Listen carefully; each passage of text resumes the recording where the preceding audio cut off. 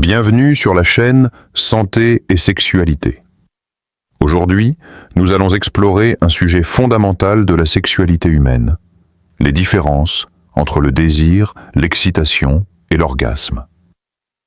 Beaucoup de personnes confondent ces trois notions, mais elles sont complètement différentes et complémentaires. Comprendre ces distinctions aide à mieux vivre sa sexualité, à améliorer la communication avec son partenaire et à gérer ses attentes. Comme le rappelle le docteur David Weeks, sexologue. Le désir, l'excitation et l'orgasme sont trois étapes de l'expérience sexuelle, chacune ayant son rôle et ses mécanismes. Confondre ces étapes peut créer des frustrations ou des incompréhensions dans le couple. Dans cette vidéo, nous allons détailler qu'est-ce que le désir sexuel, qu'est-ce que l'excitation et comment elle se manifeste, qu'est-ce que l'orgasme et pourquoi il est différent du désir, comment ces trois éléments interagissent pour une sexualité épanouie. Le désir sexuel correspond à l'envie ou à l'intérêt pour une activité sexuelle.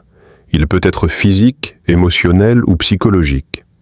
Le docteur Isabelle Alonso explique: le désir n'est pas une question de performance, mais une question d'attirance, de curiosité et de motivation sexuelle. Le désir peut être spontané, survient sans facteur extérieur, souvent influencé par les hormones ou l'état émotionnel. Réactif. Apparaît en réponse à un stimulus ou une situation, comme un geste tendre ou un moment d'intimité. Des facteurs influencent le désir. Fatigue, stress, conflit dans le couple, santé, hormones ou même routine quotidienne. Reconnaître ses propres besoins et ceux de son partenaire est essentiel pour maintenir une vie sexuelle épanouie. Au milieu de cette partie, le docteur David Weeks souligne: beaucoup de couples confondent absence de désir avec absence d'amour. Comprendre les mécanismes du désir permet de prévenir les frustrations et d'améliorer l'intimité. En conclusion, le désir est le moteur de la sexualité, mais il n'entraîne pas automatiquement l'excitation ou l'orgasme. L'excitation sexuelle correspond aux réactions physiologiques du corps face au désir ou à un stimulus sexuel. Elle peut se manifester par augmentation du rythme cardiaque, flux sanguin vers les organes génitaux, lubrification chez la femme et érection chez l'homme, sensation de chaleur ou frisson. Le docteur Catherine Blanc précise: l'excitation est le lien entre le psychologique et le physiologique.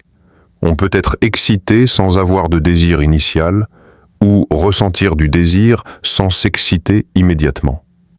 L'excitation est donc une réponse corporelle, tandis que le désir est une motivation mentale ou émotionnelle. C'est cette distinction qui explique pourquoi certaines personnes peuvent ressentir des sensations sexuelles sans réelle envie consciente, ou vice-versa. Exemple concret.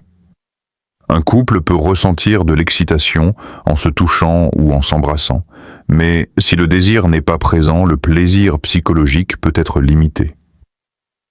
Au milieu de cette partie, le docteur David Weeks ajoute: comprendre l'excitation aide à mieux gérer les attentes et à améliorer la communication sexuelle dans le couple. L'orgasme est le point culminant de l'excitation, caractérisé par une série de contractions musculaires involontaires et une sensation intense de plaisir. Il est important de noter que l'orgasme n'est pas obligatoire pour une sexualité épanouie. On peut ressentir du désir et de l'excitation sans atteindre l'orgasme. L'orgasme peut être atteint avec ou sans désir conscient initial, grâce à l'excitation physiologique. Le docteur Isabelle Alonso explique: beaucoup de personnes pensent que l'orgasme est le seul objectif. Mais l'expérience sexuelle englobe le désir, l'excitation, l'intimité et le plaisir partagé, bien au-delà de l'orgasme. Exemple concret. Certaines femmes peuvent être excitées sans désir initial ou ressentir un orgasme grâce à la stimulation physique malgré un faible désir. Chez les hommes, l'éjaculation est souvent confondue avec l'orgasme. Mais il est possible d'avoir un orgasme sans éjaculation et vice-versa. Au milieu de cette partie, le docteur David Weeks ajoute « Comprendre que désir, excitation et orgasme sont des étapes distinctes permet de mieux apprécier chaque moment et d'éviter la pression de devoir atteindre l'orgasme. » En conclusion, l'orgasme est une étape naturelle et facultative, qui complète mais ne remplace pas le désir ou l'excitation.